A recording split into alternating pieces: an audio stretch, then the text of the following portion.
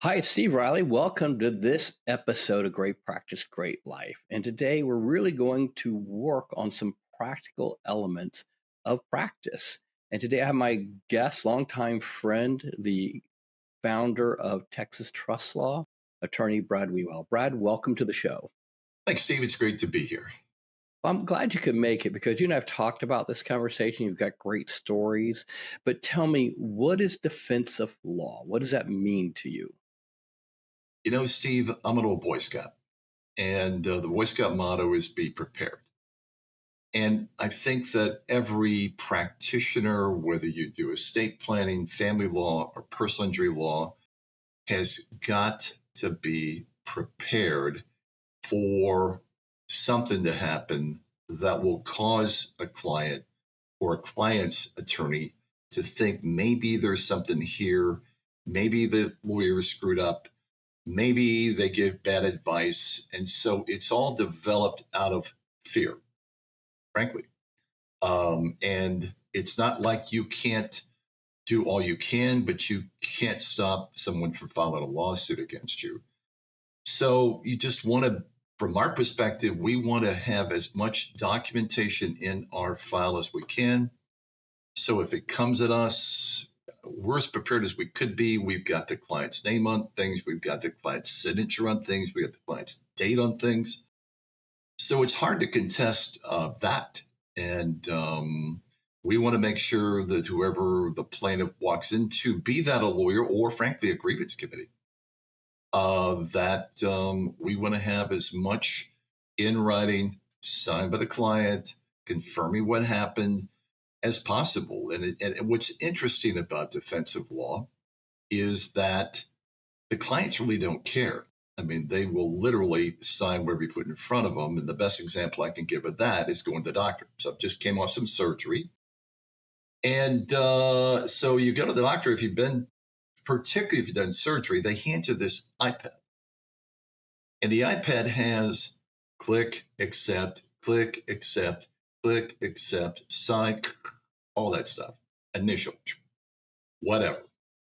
You can't read that crap, and nobody's going to read that crap. And let's say you decide, well, I'm not going to sign that. Well, we're going to have to reschedule you because you got to sign it. It's a contract of adhesion. And so people are used to doctors, certainly, and other professionals having them sign off on things that are potentially beneficial to the caregiver, in this case, the lawyer, the legal counsel for that client. And so there's very little pushback, if any, from someone being asked to sign something that they don't want to sign.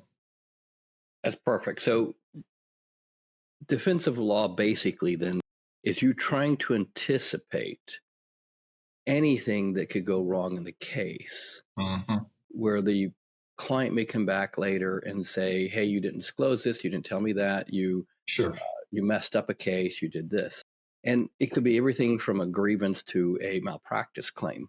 Correct. Now, you've practiced PI law, you did plaintiffs during your career, you've done, I think, a decade of family law, and now you've niched into estate planning pretty hard, really hard. Right, for about 30 years. For about 30 years, and you've kind of found your groove in this. So it's not coming from the perspective that only estate planners should do this. Any attorney, any team should be anticipating where could something go south in the engagement, where somebody will come back and either file a complaint, say something wasn't disclosed or misrepresented, or they weren't happy with the outcome, which is always an issue in any legal proceeding. It's always an issue, Steve. It could be, again, a divorce. It's a client who was sold down the river by you because you didn't give me the best deal. And in a PI case, you didn't give me the best deal. In a estate planning or probate setting, frankly, you gave me bad advice. You let me do something maybe I shouldn't have done. So it's the possibilities are endless.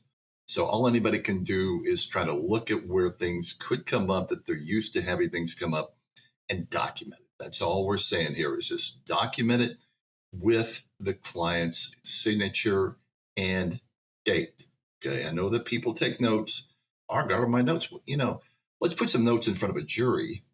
And let's say the jury is going to read your notes, and how do they know that you just didn't create these notes to benefit you because that's benefiting you?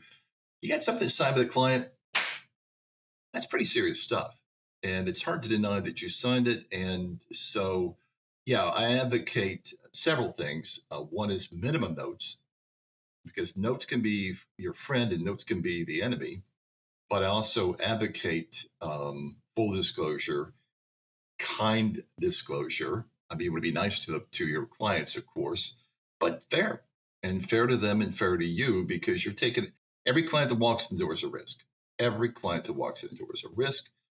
And so you just need to realize that risk and work around it. Perfect. Now, I know that you have about 5 things that we want to focus on, 5 practical areas that will be relevant to all practices. Sure. But as team members, team leaders, young lawyers, experienced attorneys listen to this, I want you to listen from the perspective that sometimes you think your clients absolutely, without hesitation, understand everything you say, trust your great words of advice, will remember what was talked about and said. Sure. Yeah, Sure they do. all these things that you want to believe that your clients believe in you and vice versa. So the presumption here, I just want to make sure, and you can speak to it, Brad, because sometimes people new to the business don't understand that it is at its core a business and you have to protect yourself, protect your reputation, protect your firm. Because sometimes people either make stuff up, misunderstand something, and it's just a missed opportunity for clarity that sometimes comes back and really causes a lot of stress for the practitioner and for the people in the practice.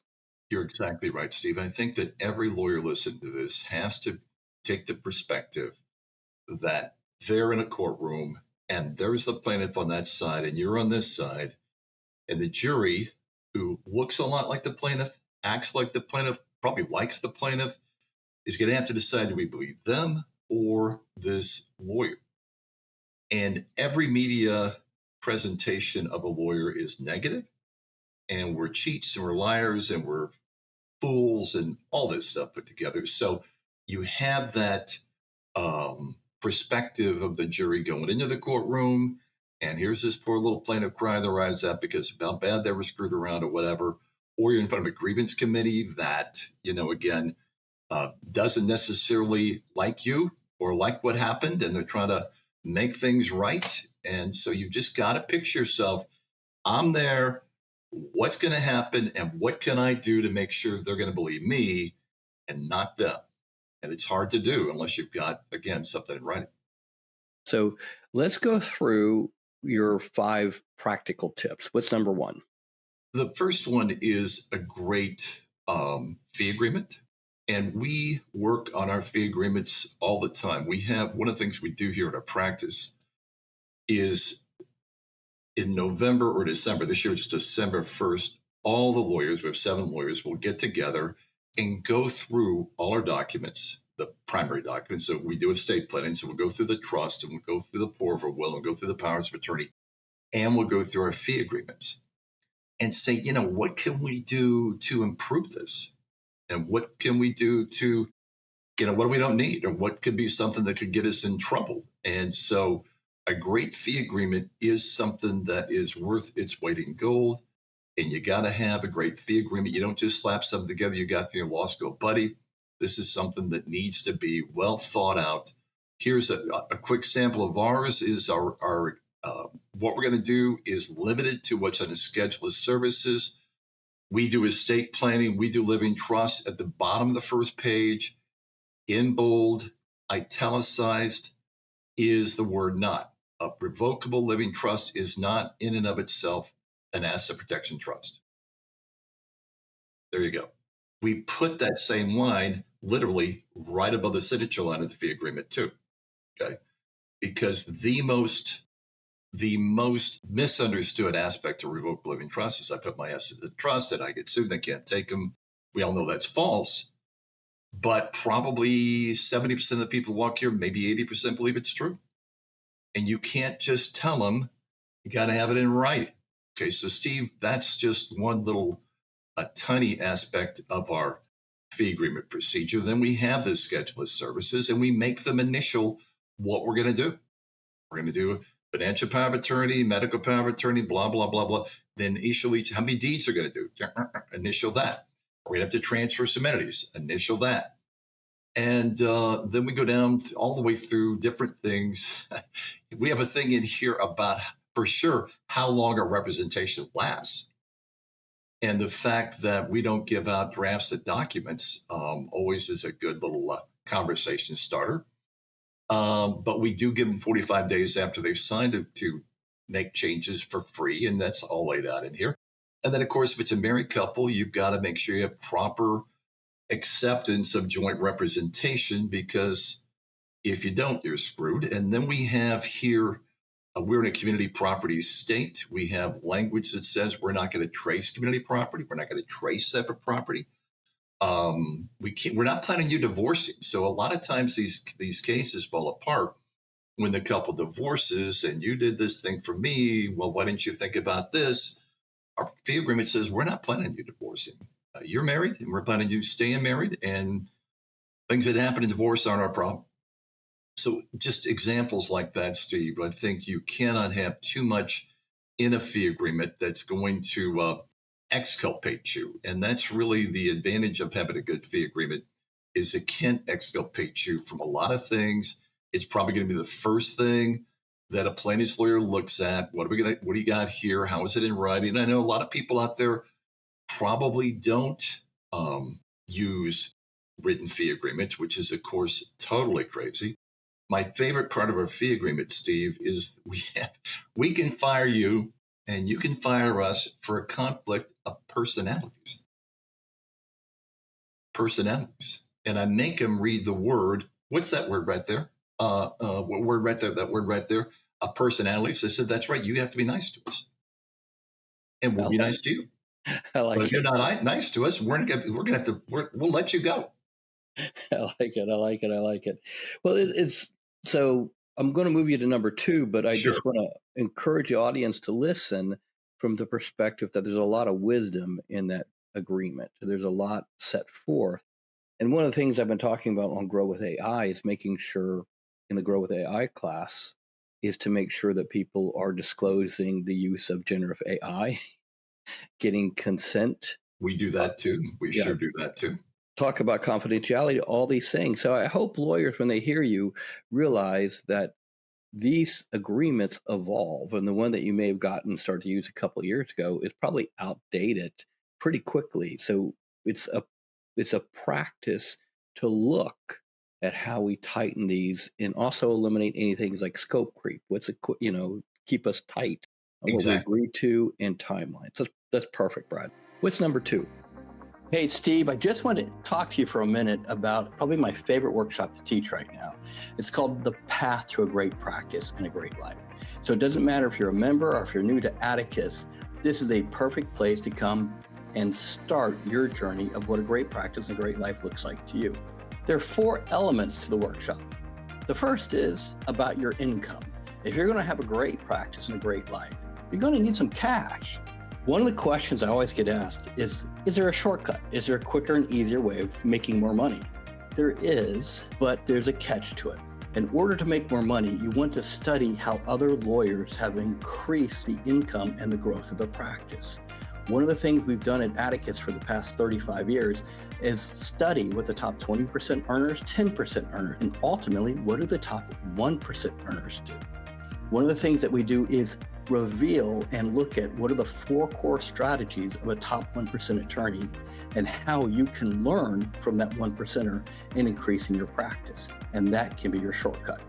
To grow your practice faster, you need to have a bold vision for what your life looks like. The wind in your sails for growth is ultimately the vision of what a great life looks like. In my experience, lawyers that have a terrific, powerful vision for a great life will grow a great practice quicker, faster, and more efficiently than those who don't. It's one thing to have a dream. It's another thing to take action and build foundations under that dream. That's the next thing that we'll work on the workshop. What are the steps you're going to take immediately from the workshop to start building on your vision of a great life and great practice? So if you're a fan of the conversation of what a great practice and great life looks like, this is the greatest opportunity for you to take action now. Register for the workshop so we can work together on taking your vision of your great practice and great life and making it come to life. A link to register is included in the show notes, as well as a longer video by me explaining each element of the workshop. If you're a member of Atticus, it's included already in your membership. If you're new to Atticus, I'm giving you a promo code that will take $500 off. All you have to do is click the link below and put in podcast 500 and it'll get you the discount. So hit the link, register for the workshop. I look forward to seeing you there. With that, I hope you enjoy the rest of the episode. What's number two? Number two, Steve, are disclosures that are going to come up perhaps in the course of initial consultation. This is when they bring in the kid. So they bring in the kid because my kid, great, glad to have your kid, or they bring in the financial advisor or their CPA. And so now you have a prospective non-client in the room, and that's dangerous because maybe the non-client thinks you're representing them too.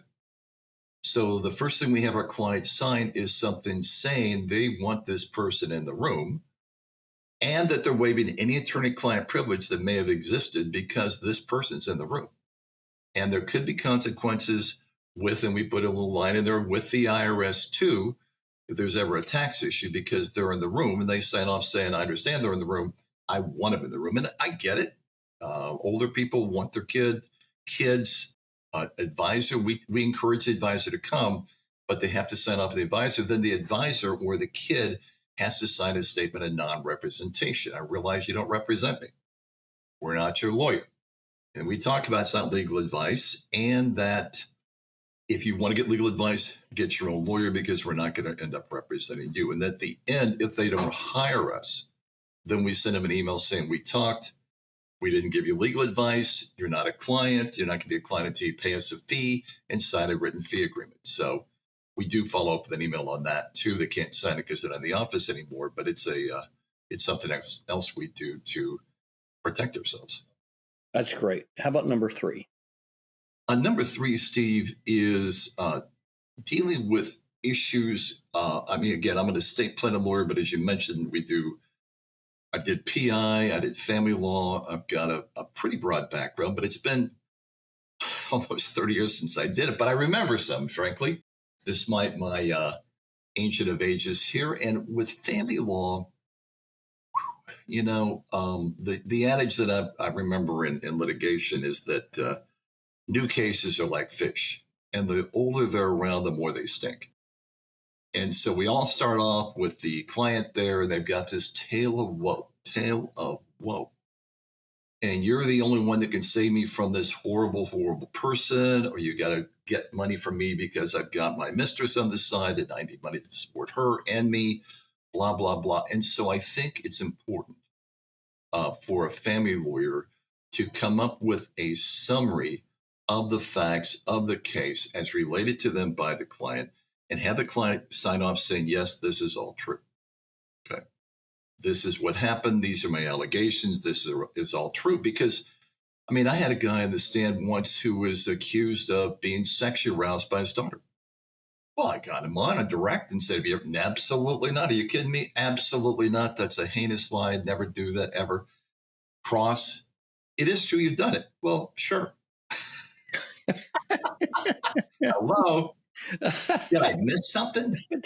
Judge, you got to stand in front of the judge and go, Judge, this is news to me. We just went with direct. Now it's on cross. And that stuff happens. So I don't think you can nail your client down enough on their perspective of the facts. So you got that somewhere in your file. And if the wheels come off later, you've got that and you're surprised about that. And like, why didn't you? I thought I told you that. Well, let's look and see what you told me. It's not on the piece of paper. For PI cases, I think the biggest risk is negligent settlement. And this is a big deal, certainly in Texas, where you settle a case and you could have gotten more. And everybody could have gotten more because they were hurt worse than you believe or the judge believed. And they've lost more money from work. And now they've got all this mental issue that's going to dog them the rest of their lives. And you sold me down the river and you settle this thing. I think if, and of course, most of these things are going to be settled in mediation anyway, or settled with the adjuster. I just think that a PI lawyer needs to have something signed by the client, dated by the client, say, look, I was ready to go to court for you.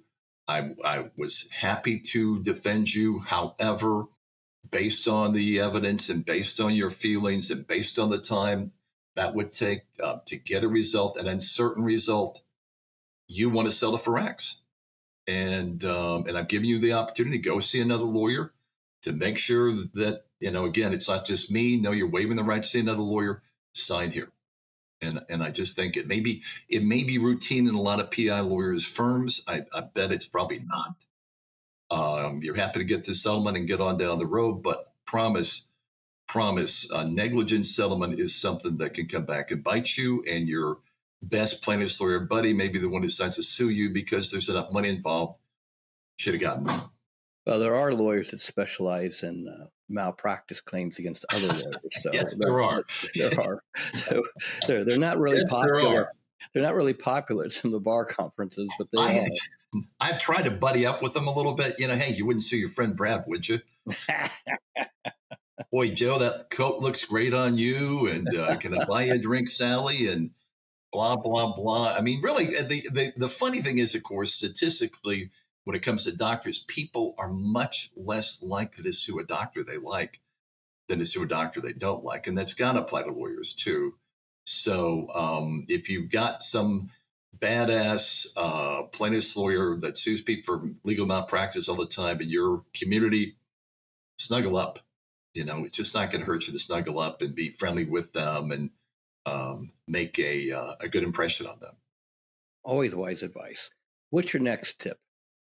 My next tip, Steve, is to be aware of when the client wants you to do something that you don't think is the right thing to do. And they're insistent upon doing it. Let's take PI or family law. In those settings, particularly, people want to bring in a witness that they think is the one who's going to win the day. Or they want to testify, perhaps in a criminal matter that you should not do. They want to do something that you don't want them to do. And if they do it, things are probably going to go south, and you're probably going to get blamed for them going south. And so I would have them sign, again, a written statement that you've advised them strongly against doing this, that you're insisting that the lawyer, you put the witness on or bring this evidence in, and that they're absolving you of any consequences that could occur if that is not effective and, in fact, harms their case. It's just there's a lot of pressure on particularly family lawyers, again, to bring in a character witness or somebody else. I mean, gosh, we had one case where the wife wanted to bring in her boyfriend. Oh, my God. Now, listen, Ms. Smith, I'm sure this is a great guy. I have no doubt about it. Much better than the guy you married who's you got the divorce case with right now, but I just don't think you should. And so if you want to, it's just so crazy, sign here and release me of liability if that comes down. Now, that's an extreme case. But, you just got to, in estate planning, holy cow, I'll bet we have, if I counted them up, Steve, I was going to try to do that before this presentation. I'll bet we have over 100 disclosures for people to sign that they do sign, frankly. One would be if you're a non-citizen. Okay, so one of these people is not a citizen, and we have them sign something saying you understand you're not a citizen. We're recommending you become a citizen ASAP. But until that happens, there could be some tax consequences that could affect you. We have a disclosure on something that PI lawyers and family lawyers may not be familiar with. It's called a limited power of appointment. And so and what it does, as you know, Steve, but I'll say it for the audience. So limited power of appointment in this case, where we're concerned, lets a surviving spouse change how the kids or sometimes stepkids get their inheritance. It's a really powerful tool for the surviving spouse in case, particularly the stepkids, give them a hard time and want their money now. Well, if you're a married couple and you don't want to build an unlimited power of appointment to give the surviving spouse the ability to ding the stepkids if they have to, you're going to sign a disclosure saying that. Because we had a lady come back to us, why are these stepkids are driving me crazy? What can I do? This is 1998. And that got us thinking we need a disclosure on that. And we do have a disclosure on that. So things like that, if they want to do co-trustees, we don't like co-trustees, particularly two kids being co-trustees or a kid and his stepkid being co-trustees. We don't like that. You sign here saying that we told you we don't like it. We think it's going to end up in a fight disaster. You insist upon doing that. We're happy to do it for you. Just sign here saying that we told you not to. Okay. So there's a myriad of things. Go ahead, Steve. I was going to say, when you have these disclosures, I think some lawyers may make the mistake of just emailing a confirmation, like, you and I discussed this, Brad. You've agreed with me, or I've told you not to do this. In your case, you take it one step further. You say, in addition to the email, you're going to sign this disclosure or sign this Absolutely affirmation. Absolutely. Okay, good. I just want to make sure we're being very clear with the audience that this is one step beyond, hey, I confirm this conversation. I confirm this conversation and sign the attached disclosure or the attached consent or the attached agreement, whatever it may be, that you're sending to the client, that they consent or agree that they're going against your advice, or you are concerned about something. So it's a step beyond just a written confirmation. It is, Steve. And it's not like we don't use emails. So when we have a phone call with a client and the client, again, we want to do a lot of technical stuff with the client, or they want to change their mind about something that's not on the written. So we do written designs for our clients, and the clients must sign and date the design. Okay, you got to sign and date it. So this is the design we did on that day, and you agree with this. This is what you agreed to, again. But if we're in a conversation with them on the phone, then our protocol is to email the client and say, this is what we talked about. This is what you want to do. This is what we recommended. And, that's typically okay for us in a phone call situation, because they're not there to sign anything. But if they want to do one of these more major things, again, we're on the phone. I told you I don't want a limited power of appointment. I told you I don't want to do whatever. Then when they come in to sign the documents, they'll sign that written disclosure too. Gotcha. Perfect. So it's kind of a gradation. Not everything is a mortal sin. But if they're going to commit a mortal sin, a real mortal sin, then we want that in writing signed. Yeah, so there's kind of a sliding scale, like, I don't agree with this, and oh no, this is really bad. So the further we go to the really bad, the more we try and document and That's protect. exactly right. Because again, the other thing we have to worry about, and you brought this up as kind of an aside, but it's true, is our reputation. And not just the representation in the community, but the representation in the bar. And, we're not perfect, and we made mistakes, and we're going to make mistakes again, I'm sure. But to the best of our ability, we want to make it clear who made what decision, and that the client can't walk into court.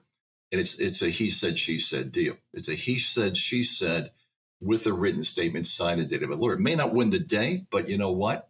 It might win the day. And it certainly might cut back on damages. And maybe we're in a situation where we have comparable damages. And so all that stuff can come in handy.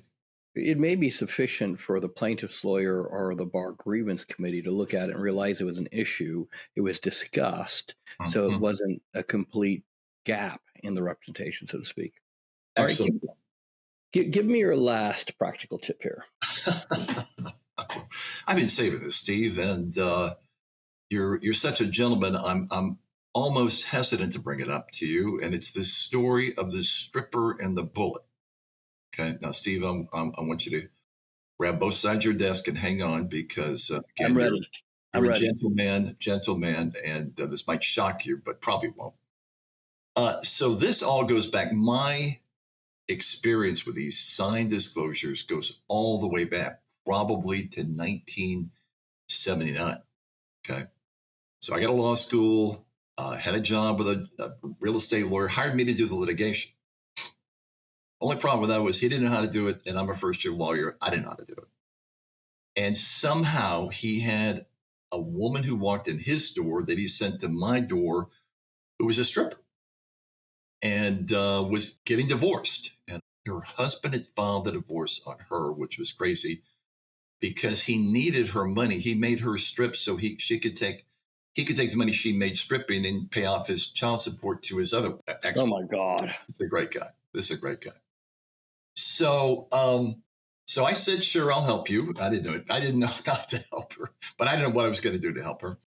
And we started getting the case, and this guy ran 2 strip clubs, but claimed he had no money. And I said to his lawyer, look, I think I know what your buddy's doing with this, your client's doing with his money. I think he's gambling with his money. The next day, I'm going down a local freeway, and I hear this kapow. I mean, like kapow, really loud. And I'm looking around, and I'm checking my gauges. So maybe I've thrown a broad, whatever that is, or whatever. And my car drove perfectly, and I went home. And the next day, I went down to a lovely running trail here in Austin, went down to the running trail to go run. And there in the front fender of my car was a bullet hole about that size that was probably 8 inches from the driver's door. Oh my God. So the next day, the stripper calls up and says, settle, settle, settle, settle, settle. I'll take whatever they give me. I want out of this case. You got to stop this case. We got to do it. Now, of course, I'm an advocate. I'll fight for you. But I'm going, well, okay, I don't want another bullet. That's for sure. But I did say, look, I'll fight for you. And I had her sign a document saying that I will fight for you and you want to settle, which she signed and left. She showed up 2 months after the divorce and yelling and screaming at me saying, you sold me down the river. You sold me down the river. You didn't fight. And I got the piece of paper and said, read this. And she read it and she left. So that led me on this quest for defensive law. And I have no idea whatever happened to her or her husband, the kid he was supporting, none of that stuff. But it was enough of a lesson for me to want to document everything I can. And again, I want to get back to the point I made at the beginning. Clients don't resist this stuff. They may have a question about it. What does this mean? Blah, blah, blah. But in a signing meeting, you decide the disclosures first because they don't want to sign a disclosure. We're going to give you money back, and we're not going to sign the plan because this is just so important. So it's not going to be something they're going to hate you for. They're going to complain about you for. They'll cite it that you put in front of them as a great general rule, and now you have a much higher level of protection than you did before you had them sign anything. I can't imagine after that story why you didn't stay in family law. I just can't imagine. I can't imagine. You know, family law is, I really liked it, but I had a heart bypass at the age of 43 from practicing family law. My wife says, look, you know, we're just not going to do this anymore. And fortunately, that got me into estate planning, which is a little more genteel, can be a little frustrating sometimes, but generally more genteel, certainly more genteel than family law. Yeah, but it also goes to the amazing power of client selection in family law. I think that's the core element of family laws. Great marketing, client selection. I think that's number 1 and number 2. All right.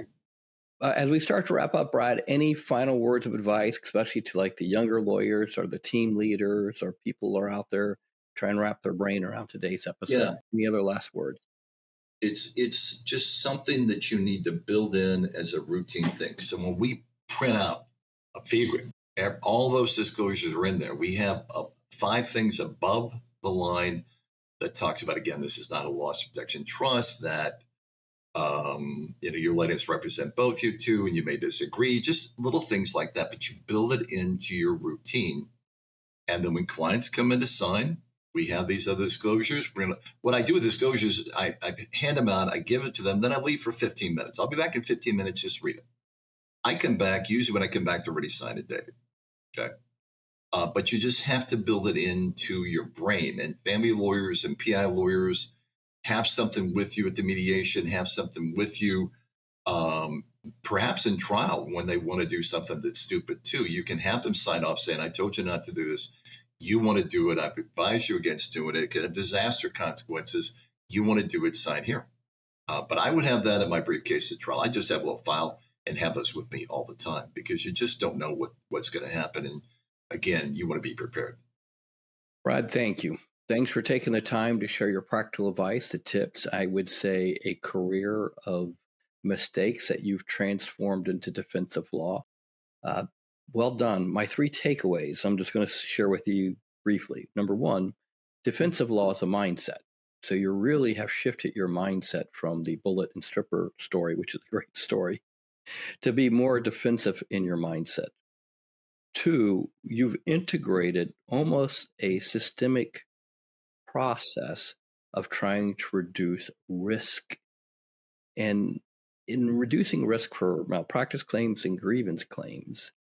And the third takeaway for me, for a lot of lawyers, they may be thinking this is a lot of time and a lot of effort.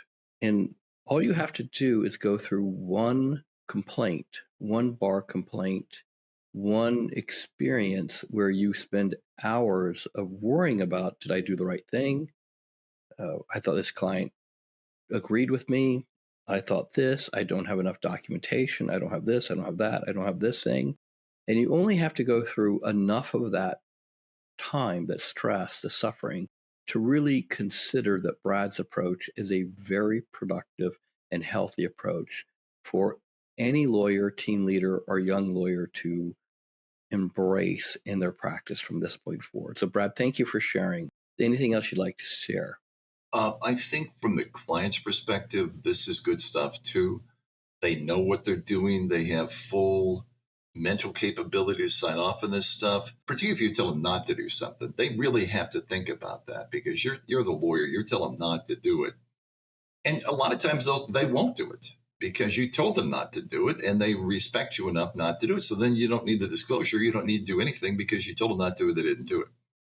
But it's something that from a client's perspective, it focuses them on the risk that they're presenting both to themselves, to the lawyer, and again, back to PI and family law.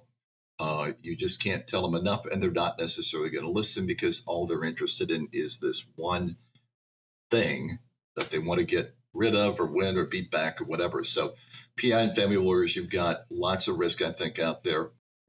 Be prepared. Perfect. With that, everybody, I hope you enjoyed this episode and embrace Brad's advice on practicing defensive law. Thanks, Steve. Thanks for joining this week's episode of Great Practice, Great Life. Please tune in weekly to get the next episode. If you enjoyed the episode, please subscribe, like, and don't hesitate to share it with a friend who you think this episode could help. With that, thanks, and I hope you enjoy next week's episode.